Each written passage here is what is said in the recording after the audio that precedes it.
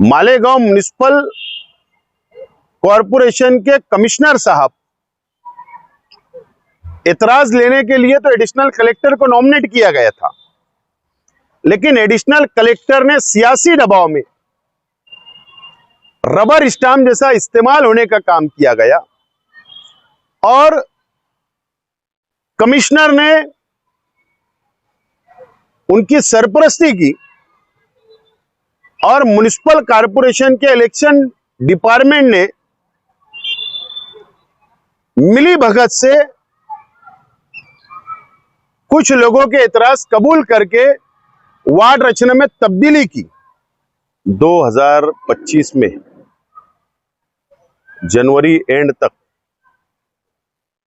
Supreme court के हुक्म के मुताबिक महाराष्ट्र में कॉरपोरेशन का इलेक्शन, जिला परिषद का इलेक्शन, नगर पालिका का इलेक्शन लेने का फैसला सुप्रीम कोर्ट ने सुनाया है और हुक्म दिया है कि जनवरी से पहले पहले इलेक्शन कंप्लीट किया जाए। महाराष्ट्र के म्युनिसिपल कॉरपोरेशन की वार्ड रचना की लास्ट जो तारीख थी वो 11 तारीख थी, 11 अक्टूबर। और महाराष्ट्र में जहां जहां भी कॉरपोरेशन है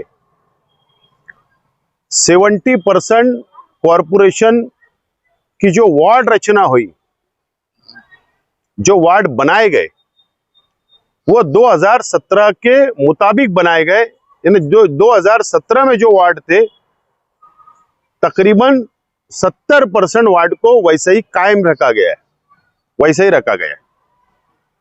लेकिन मालेगांव म्युनिसिपल कॉरपोरेशन ने भी वार्ड जो इलेक्शन कमिश्नर और हुकूमत महाराष्ट्र ने 2017 परमाने ही पहली मंजूरी दी।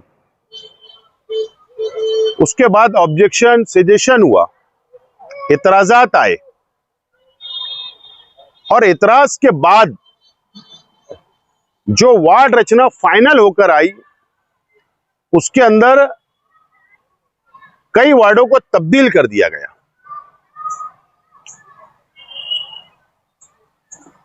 एतराज तमामी धर्म, तमामी समाज और तमामी पार्टियों के कार्यकर्ताओं ने, पद अधिकारियों ने लिया था जो उनको मुनासिब लगा। लेकिन बहुत अफसोस की बात है, ना ये शहर इस मिजाज का है, चाहे सेंट्रल असेंबली हल्के की आवाम हो या बाह्य असेंबली हल्के की आवाम हो या तालुका हो, हमारा कभी भी भेदभाव नहीं करता, ऐसा हमको लगता था।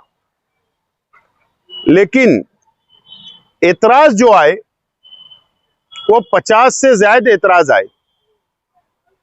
उसमें हिंदू और मुसलमानों ने, कार्यकर्ताओं ने एतराज लिया, लेकिन एक भी एतराज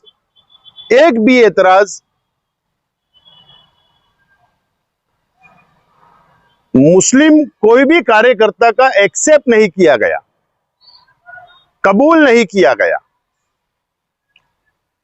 और जिन लोगों के एतराज कबूल किए गए वो सिर्फ एक या दो पार्टी के लोगों के एतराज कबूल किए गए। और अगर आप एतराज की कॉपी देखेंगे तो एक ही फॉर्मेट है, एक ही लेख है, सिर्फ वो अर्जदार का नाम बदल दिया गया है और एकदम कोई टेक्निकल एतराज नहीं थे, कोई मजबूत दलील नहीं थी। लेकिन मालेगांव म्युनिसिपल कॉरपोरेशन के कमिश्नर साहब एतराज लेने के लिए तो एडिशनल कलेक्टर को नॉमिनेट किया गया था, लेकिन एडिशनल कलेक्टर ने सियासी दबाव में रबर स्टाम्प जैसा इस्तेमाल होने का काम किया गया और कमिश्नर ने उनकी सरपरस्ती की और म्युनिसिपल कॉरपोरेशन के इलेक्शन डिपार्टमेंट ने मिली भगत से कुछ लोगों के एतराज कबूल करके वार्ड रचना में तब्दीली की। अब वार्ड कौन से तब्दील किए गए? वार्ड नंबर 4 जो पुराना है, जो साइना, दरेगांव, पवारवाड़ी, अख्तराबाद, देवी का मल्ला और गुलाब पार्क और नई बस्ती, इस तरीके का वार्ड ये पुराना था 2017 का। और एक एकता, दोनों समाज का समीकरण, भाईचारा उस वार्ड के अंदर दिखता था। मैं कोई भी धर्म के खिलाफ नहीं हूं। 2017 का इलेक्शन में वार्ड नंबर 4 में उस वक्त हम कांग्रेस पार्टी में थे। धर्मान्ना भामरे, उनकी मिसेस और नंदू सावंत को हमने टिकट दिया और 2 मुसलमान को, और हमने मेहनत की, कोशिश की और 2 हिंदू भाई भी हमारे टिकट से चुनकर आए। ये एकता ये शहर ने देखी। लेकिन वार्ड नंबर 4 को गुलाब पार्क, नया फॉरेन हॉस्पिटल, डायमंड लॉन्स के पीछे का इलाका, ये इलाके को वार्ड नंबर 4 से निकालकर आगरा रोड को क्रॉस किया गया और वार्ड नंबर 3 जो अक्सा कॉलोनी और नौकिरण साइजिंग तक गया हुआ वार्ड है, 4 का वो इलाके को इधर मिला दिया गया। इस तरीके से ये वार्ड को तोड़ा गया। वार्ड नंबर 3 जो रमजानपुरा इलाका दयाने का है, उस वार्ड को तोड़कर नौकिरण साइजिंग के कुछ इलाके को, जो वहां पर भी दोनों धर्म, दोनों समाज के लोग रहते थे, वो भी इलाके को तोड़कर वार्ड नंबर 2 में डाल दिया गया, यानी पक्का दयाने के अंदर डाल दिया गया। इस तरीके से ये तीनों वार्ड के अंदर तब्दीली की गई और इसके पीछे का जो राजनीति की गई, जो भेदभाव किया गया, जो नाइंसाफी की गई, ये एक पार्टी, फिरका परस्त पार्टी की सीटें वार्ड नंबर 2 और वार्ड नंबर 4,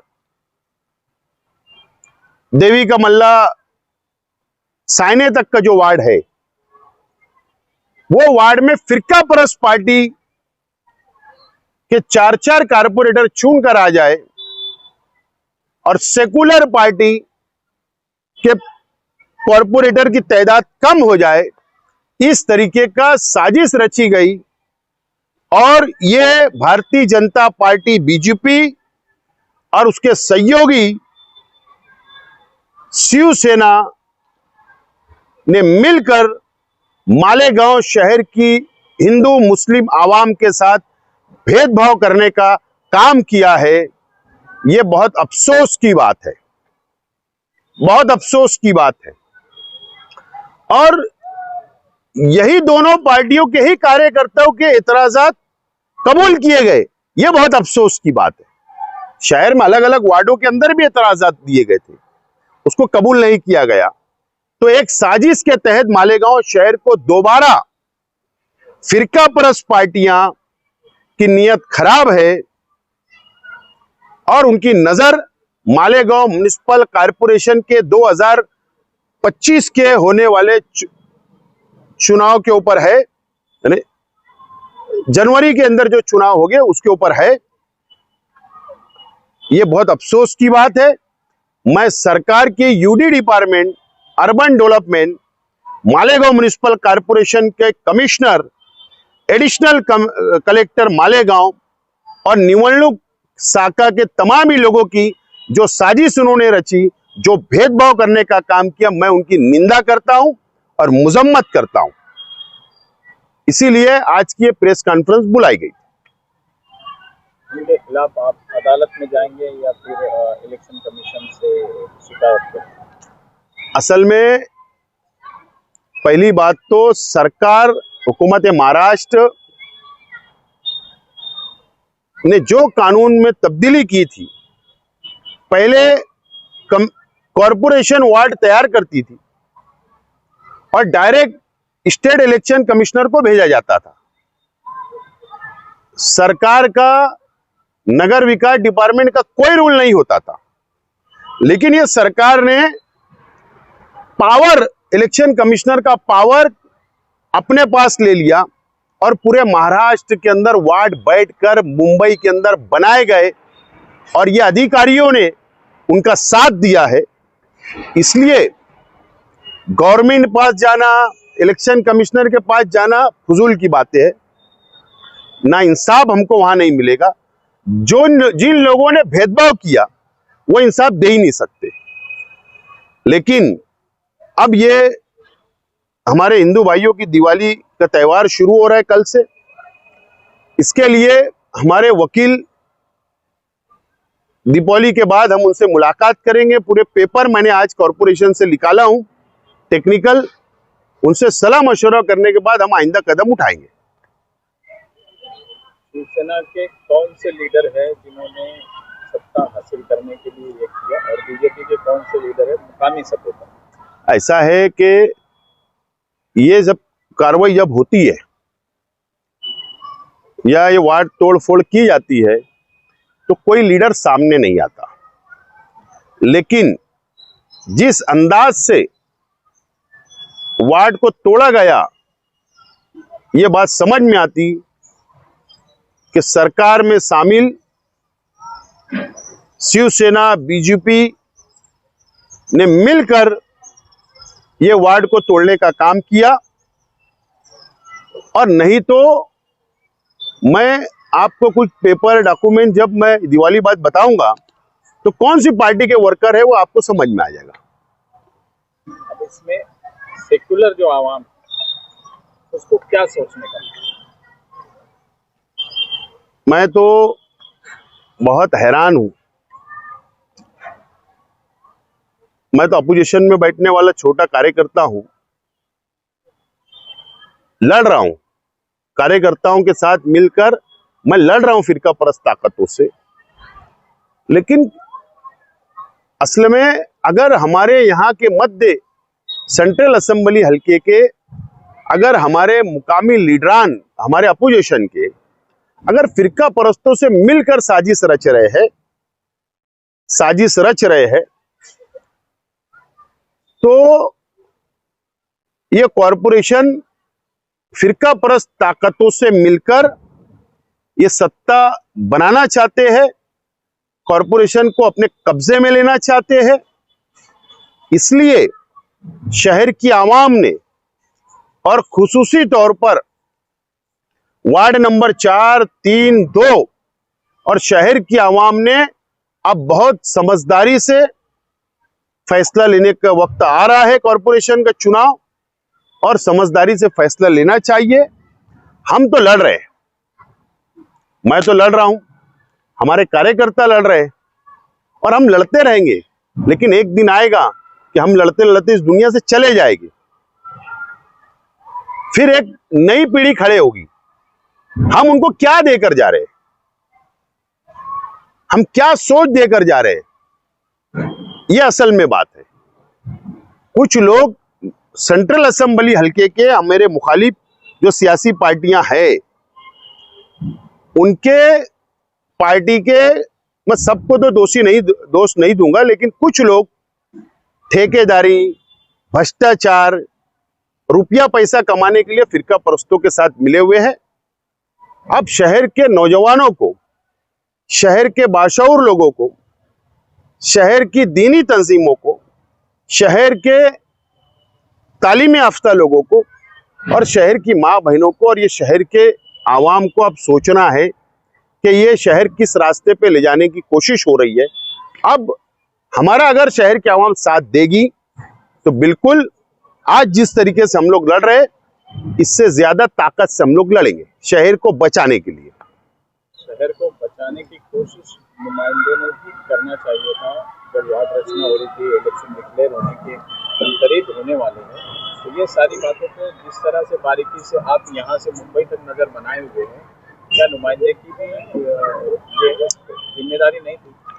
सत्ता में भागीदारी कैसे मिले, ये मकसद होता है कुछ लोगों का। जब उनको बैठे बैठाई फिरका परस्त पार्टियों से मिलकर सत्ता करने का मौका मिलने वाला है, उनके अंदर उनका जमीर अब जिंदा नहीं है, बचा है। अपने जाति मुफाद के लिए जब उनको सत्ता नजर आ रही है खामोश रहने के लिए, तो खामोश बैठे हैं। और इसीलिए तो सब काम हो रहा है ना। अब ये शहर के अंदर कमिश्नर साहब ने ये 1 सालों में, कमिश्नर साहब प्रशासक है, मालेगांव म्युनिसिपल कॉर्पोरेशन के कमिश्नर प्रशासक है। प्रशासक कब तक? जिस दिन मेयर बैठ जाएगा उस दिन बॉडी आ जाएगी, उस दिन प्रशासक खत्म, पब्लिक बॉडी फैसला करेगी।